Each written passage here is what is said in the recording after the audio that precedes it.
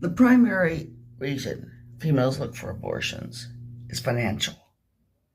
Basically, they've usually already got kids, at least one child, and they're barely making it. They're living paycheck to paycheck. And that's why they abort. So we've got to look at our system. We've got to basically overhaul our system. Put in more social supports, financial supports, because that's the primary reason for abortion. Okay. Now, of course, the debate around abortion tends to center around rape and incest. Okay, these cases are 1%, sometimes less than 1% of abortions, and they're 50% or more of the discussion. Really, they're a distraction. We should be talking about the economics, about the fact that if the mother, and sometimes the mother and father, are barely able to feed the kid they already have, we've got to help them so that they can feed the other kid if a new mouth comes in.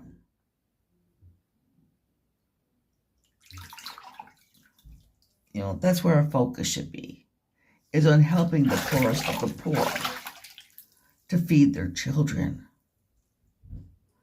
Okay? And not focusing on sensational cases of, 11-year-old children who were raped by, some horrible monster, these cases are tragic, but they are not the reasons for most abortions.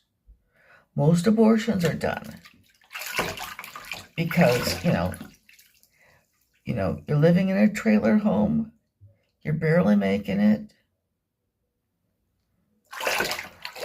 you have a child. Sometimes you might be skimping on meals already. You're already wearing cast-off clothing. You have a hard time paying the rent.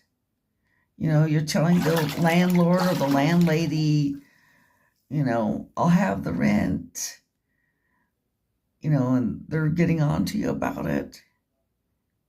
What's going to happen if another kid comes in with more expenses?